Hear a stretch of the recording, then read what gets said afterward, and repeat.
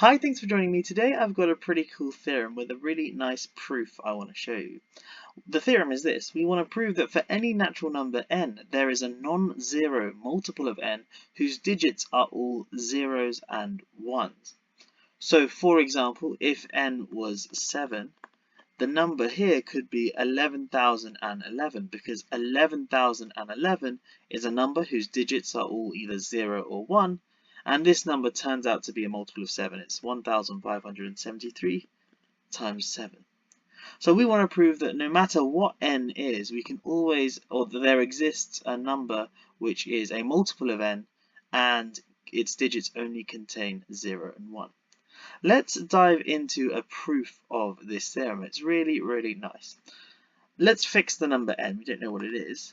And what we're going to do is consider the number 1, the number 11, the number 111, the number 1111, and so on. And we're going to keep writing this list until we've got a number with n plus 1 ones in it. So this number here has n plus 1 ones in it. Now, here's the thing, is we've got a list of n plus 1 numbers here. And what we're going to do is look at the remainder of these numbers when we divide by n.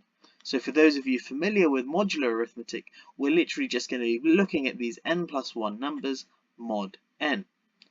Now, if you're not familiar with modular arithmetic, you don't really need to be for this. Just remember that if you're dividing a number by n, there is n possibilities for the remainder. It could be 0, could be 1, could be 2, and so on up to n minus 1. So, for example, imagine I'm dividing a number by 4, then the possible remainders could be 0, 1, 2, or 3. The remainder couldn't be 4, because if the remainder was 4, well, that's just essentially the same as the remainder 0. Okay, so there's n possibilities here for if I divide or look at these numbers mod n, or look at their remainders when dividing by n. But there's n plus 1 numbers in this list, and so that means that there must be at least 2 numbers which have the same remainder mod n.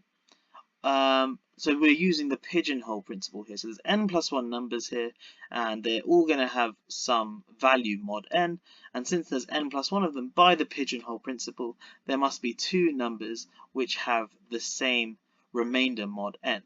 Let's just, for argument's sake, let's say it's 1111 and 11. So these guys both have the same remainder mod n. Now, all I'm going to do, let's say that this remainder is c. All I'm going to do now is subtract them from each other. So I'm going to go 1, 1, 1, 1 minus 11.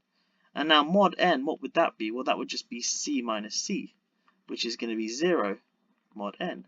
So 1111 minus 11 is a multiple of n because it's 0 mod n. And so therefore, in this case, that would be 11 and then 0, 0. That would be a multiple of n. And so if I subtract these two numbers, I construct a number which is a multiple of n and only has ones and zeros in its decimal representation. And so that would construct a number which is a multiple of n that only has ones and zeros in its decimal representation. Now, obviously, we don't know if the numbers are 1111 and 11, but you can hopefully see that this is going to be true no matter which two numbers you take from it. If you just do the bigger number minus the smaller number, you're going to get a number which starts with a bunch of ones and then ends with a bunch of zeros. And that number is going to be guaranteed to be a multiple of n. I hope you have enjoyed this video. A pretty slick proof here, just using the pigeonhole principle. Notice that this was not a constructive proof. We did not construct the number n. I guess we showed an algorithm for how you could construct it, but it's not super efficient if n is a large number. But I'd be intrigued to see if you had any other thoughts or any other solutions to this problem. So let me know in the comments down below. If you are new to the channel, please do consider subscribing as well. And if you have enjoyed this, please do hit the thumbs up. It really helps me and it helps the algorithm share the video and share my content to lots of new viewers. Thanks so much for watching. I'll catch you in the next one. Have a great day.